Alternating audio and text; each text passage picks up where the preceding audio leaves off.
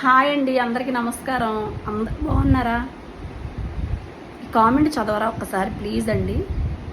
ఆ అబ్బాయిని చూస్తే తెలివిగల్లోడు రీల్స్ కోసం నటిస్తున్నాడు. అసలు ఎలా అండి అలా కామెంట్ ఎలా పెట్టేస్తారండి? అలాగా అంత తెలియట్లేదా?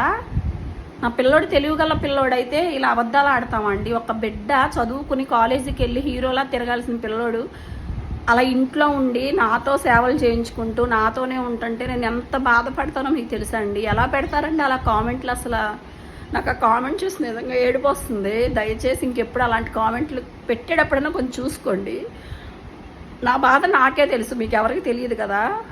ప్లీజ్ దయచేసి అట్లా అనకండి. వాడు నిజంగా తెలియని పిల్లోడిని రీల్స్ కోసం అలా చేసుకుంటామా చెప్పండి?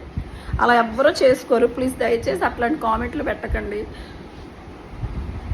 అందరిలాగా ఉంటే ఎంత బాగుంటుందో మీకు తెలియదు. ఆ బాధపడి నాకే తెలుసుద్ది. ప్లీజ్ అండి, మాకు పర్సనల్గా మెసేజ్ చేసి మమ్మల్ని సపోర్ట్ చేసి అందరికీ ధన్యవాదాలండి. ప్లీజ్ నా పిల్లోడి కోసం మాకు సబ్స్క్రైబ్ చేయండి, ఒక లైక్ చేయండి, షేర్ చేయండి. దానివల్ల మీకు ఎటువంటి నష్టం ఉండదు కదా. మాకు ఉపయోగం, చాలా హెల్ప్ చేసిన వాళ్ళు అవుతారు మీ ఒక్క షేర్ సబ్స్క్రైబ్. అలా ఎప్పుడు అలాంటి మెసేజ్లు చేయకండి. చింతలి హాయ్ చెప్పమ్మా. హాయ్. చూసారండి అమ్మ, మనం ఏం చేసాం ఈరోజు? హ్యాపీ దీపావళి. హ్యాపీ దీపావళి. దీపావళి అయిపోయినా నా తల్లికి అది కూడా తెలియదు. రోజు దీపావళి మా అబ్బాయికి నేను చెప్పిందే చేస్తాను. ప్లీజ్ అండి, చాలా థ్యాంక్స్ అండి. సబ్స్క్రైబ్, లైక్ చేయండి. మీకు మా యశ్వంతితో మాట్లాడి లైవ్లోకి రమ్మని చాలామంది నాకు మెసేజ్లు చేశారు. మేము రేపు మధ్యాహ్నం 1 గంటకి లైవ్కి వస్తామండి.